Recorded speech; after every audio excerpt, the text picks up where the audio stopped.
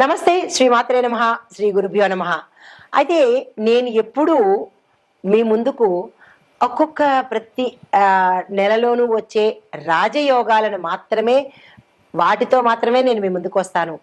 అయితే ఈ రాజయోగాలు, మహారాజయోగాలు, యోగాలు ఇలాంటి వాటిలో స్పెషల్ ప్రతి ఒక్కళ్ళకి ఏదో ఒక మంచి జరగాలనే ఆశయంతో మీ ముందుకు ఈరోజు మరొక యోగాన్ని తీసుకొచ్చాను. అయితే ఆ యోగం ఏంటంటే శుక్రగ్రహము నక్షత్రంలోకి మారడం వల్ల వచ్చే అరుదైన రాజయోగం అన్నమాట. అంటే మనకి ఈ గ్రహాలు ఒక్కొక్కసారి రాసుల్లో మారుతూ ఉంటాయి, ఒక్కొక్కసారి నక్షత్రాలలో కూడా మార్పులు సంభవిస్తుంటాయి. ఈసారి శుక్రగ్రహము నక్షత్రాలలో మారిందనమాట.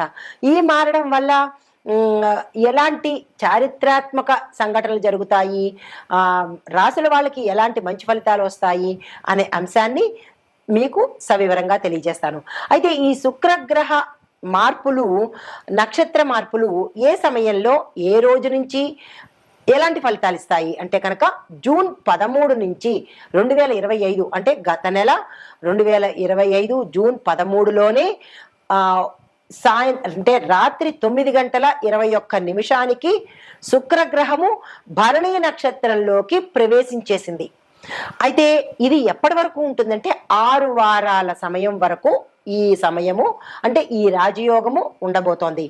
ఆ సమయం ఎప్పుడు అంటే జూన్ 26 మళ్ళా మధ్యాహ్నం 12:24 సమయానికి శుక్రుడు కృత్తికా నక్షత్రంలోకి మారాడు. అంటే భరణీ నక్షత్రంలో నుంచి కృత్తికలోకి మారాడు. ఇలా ఒకే సమయంలో ఒకే నెలలో 2 నక్షత్రాలు శుక్రగ్రహం మారింది. అయితే వీటి యొక్క ఫలితాలు కొన్ని రాసులు లక్కీ రాసులు, రాజయోగాలే కాదు సుమండి, ఈ రాజయోగాలలో కూడా నక్షత్ర రాజయోగాలను కూడా మీకు నేను అందిస్తున్నాను. అయితే 4-5 రాసులు అయితే మాత్రము చాలా చక్కగా ఉండబోతున్నాయి. మేషరాశి, వృషభ రాశి, మిథున రాశి, ధనస్సు రాశి, సింహము ఈ రాశుల వాళ్ళకి విశేషంగా ఉండబోతోంది. అయితే ఇవి ఎందుకు లక్కీ రాశులు అనేది కూడా మీకు తెలియపరుస్తాను. శుక్రగ్రహము సంపదకు, సౌఖ్యానికి, ఆనందానికి ప్రతీక. అయితే ఇవి భరణీ నక్షత్రం నుంచి కృత్తికా నక్షత్రంలోకి మార్పు చెందిన సమయము అంటే జూన్ 26 వరకు మనకి ఇంకా చాలా సమయం ఉంది. కాబట్టి ఎట్లాంటి ఫలితాలు ఇస్తున్నాయి ఈ రాశుల వాళ్ళకి అంటే కనుక ఆర్థిక లాభాలు, కెరియర్లో గ్రోత్, ప్రమోషను, ఉజ్వలత అంటే విపరీతమైన డ్రాస్టిక్ చేంజ్ ఇవ్వబోతోంది. తర్వాత వైవాహికంగా అంటే వివాహపరంగా, దాంపత్యంలోనూ గుడ్ రిలేషన్స్ ఉండబోతున్నాయి.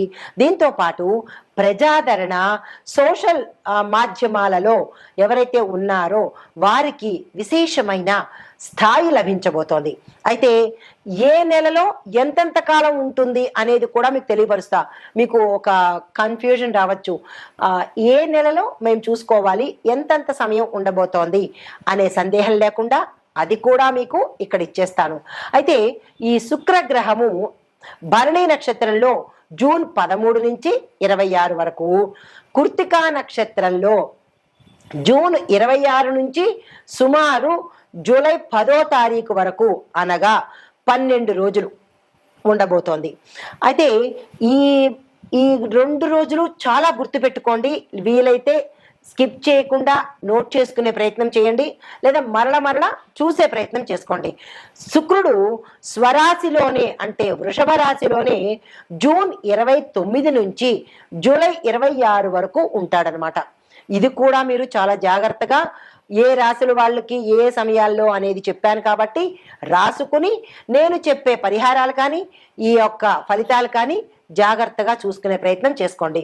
అయితే మొత్తంగా చూసినట్టయితే జూన్ 13 నుంచి జూలై 26 వరకు సుమారుగా 6 వారాల పాటు ఈ శుక్రుడు సంచారం చేయబోతున్నాడు అనమాట. విశేషమైన ఫలితాలను ఇవ్వబోతున్నాడండి. అయితే ఆ రాసులకే కాకుండా దేశకాలమాన న్యాయ, ఆర్థిక, రాజకీయ రంగాల్లో కూడా మనం చూసుకోవాలి కదా. ఇప్పుడు ఒక్కొక్క పరిధిలోనూ ఎలా ఉండబోతోంది అనేది చెప్తాను. ముందుగా ఆర్థికంగా చూసినట్టయితే ద్రవ్య వేదన అంటే స్టాక్ మార్కెట్లో కావచ్చు పెరుగుదల కనబడుతోంది. టెక్, ఎఫ్ఎంసీజీ, ఐటీ రంగాలలో వృద్ధి కూడా కనబడుతోంది. తర్వాత విదేశ పెట్టుబడులు చాలా ఫ్లో ఎక్కువగా ఉండబోతోంది. వృషభ, మిథున, ధనస్సు రాశుల కలిసే ఈ అనుసంధానం అనేది ఏర్పడబోతోంది. తర్వాత పేమెంట్ వ్యవస్థలో సౌకర్యాన్ని తీసుకొస్తున్నారు. ఈ స్కాముల బారిట ప్రజలు పడకుండా ఉండడం కోసము డిజిటల్ సేవలు, ఈ కామర్స్ సేవలు, అంటే చాలా మంది మనకి ఈ పేమెంట్లు, జీపేలు, ఫోన్పేలు ఇలాంటి పేమెంట్లలో స్కామ్స్ ఎదుర్కొంటున్నారు. కాబట్టి ప్రజలు కోసము మన ప్రభుత్వము కొత్త కొత్త టెక్నాలజీని మనకి అందుబాటులోకి తీసుకురాబోతోంది. ఈ కామర్స్ ఒకటి, డిజిటల్ సేవలు ఒకటి అందుబాటులోకి తీసుకొస్తోంది. అయితే ఇంకా రాజకీయ పరిస్థితులు చూసినట్టయితే కనుక రాష్ట్ర ఎన్నికల సమీకరణాలు జరగబోతున్నాయి. ఇప్పటికే జనవరి, మార్చిల్లో గమనించినట్టయితే కనుక మే 14 నుంచి శుక్రయోగం కూడా మనకి కంజెక్టివ్ అవుతోంది. దీనివల్ల కొంత మార్పులు జరిగే అవకాశం కూడా కనబడుతోంది. అయితే ముఖ్యమైన నిర్ణయాలు ఎప్పుడు తీసుకుంటారు అంటే జూలై, ఆగస్టు మధ్య కేంద్ర రాష్ట్రాలలో నిర్ణయాత్మక పాలసీలు మనకి ప్రవేశపెట్టబడబోతారు. అది ప్రజాదరణ పెరుగుతుంది, ప్రజలకు ఇష్టమయ్యేటట్టుగానే ఉండబోతున్నాయి. అయితే న్యాయ వ్యవస్థ ఎలా ఉంటుంది అంటే కనుక పెండింగ్ కేసులు తీర్పుకు వచ్చేటట్టుగాను కొన్ని కీలకమైన ఆధారాలతో నిర్ణయాలు ఇవ్వడం జరుగుతుంది. తర్వాత మెరుగైన పబ్లిక్ సర్వీసెస్ ని మనకి న్యాయ వ్యవస్థ ద్వారా ప్రతి ఒక్క పౌరుడికి అందుబాటులోకి వస్తాయి. తర్వాత రక్షణ విభాగం చూసినట్టయితే ఆర్మీ, పోలీసులు ఆపరేషన్స్ అనేవి కొత్తగా అంటే టెక్నాలజీ పరంగా కావచ్చు, లేదా అంటే కొంచెం పటిష్టంగా ఉండేటట్టుగా చర్యలు తీసుకోబోతున్నారు.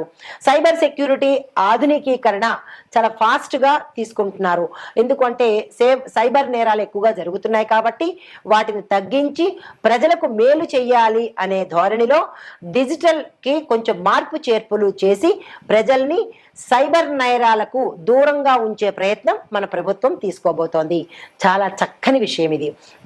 అయితే రాశి వారీగా దేశవ్యాప్తంగా ఈ యోగం ఎలా ఉండబోతోంది అంటే కనుక ఆర్థిక రంగం చూసినట్టయితే లాభాల వృద్ధి, ఎంఎస్ఎంఈ, ఎస్ఎంఈ విభాగాలలో మనకి ఉత్ప్రేరణ, డెవలప్మెంట్ కనబడుతోంది.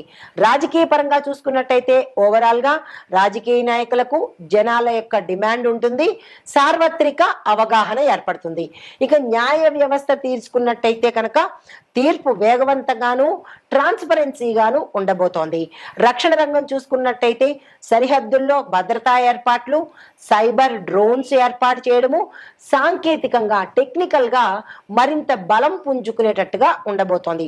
అయితే సామాజిక పరంగా చూసుకున్నట్టయితే కనుక యువతలో మంచి మార్పు రావడము, దీంతో పాటు స్త్రీ సాధికారికత ఎక్కువగా ఉండబోతోంది.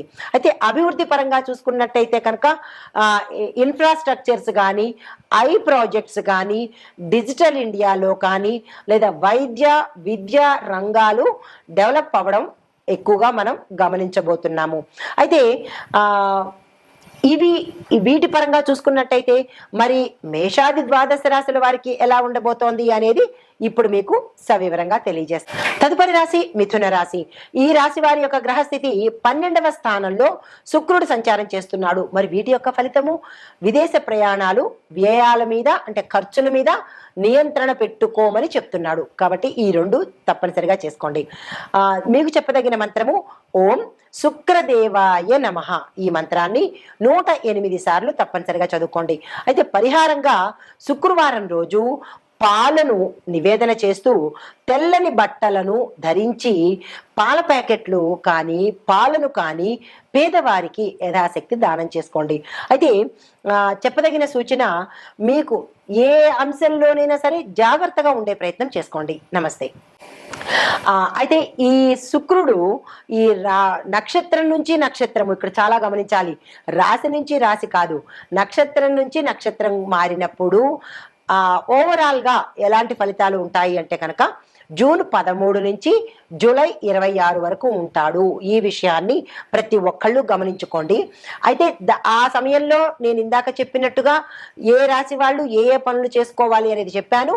ఆ సమయాన్ని అలా ఉపయోగించుకోండి.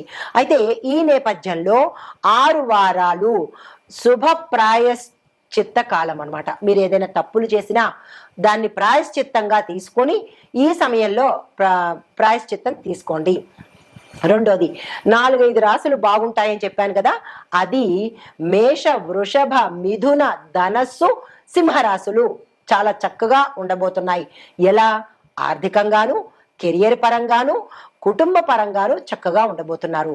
అయితే ఇంకా దేశవ్యాప్తంగా ఓవరాల్గా ఎలా ఉండబోతోంది అంటే కనుక ఆర్థిక వృద్ధి ఉంటుంది, రాజకీయంలో కొత్త చరిత్రలు రాబోతున్నాయి, న్యాయం పారదర్శకంగా ప్రతి ఒక్కళ్ళకి ప్రతి పౌరుడికి అందుబాటులోకి వస్తుంది, భద్రతలో మన దేశము టాప్ రేంజ్లో ఉండబోతోంది. అంటే భద్రతా ఏర్పాట్లు చాలా విస్తృతంగా తీసుకోబోతున్నారు.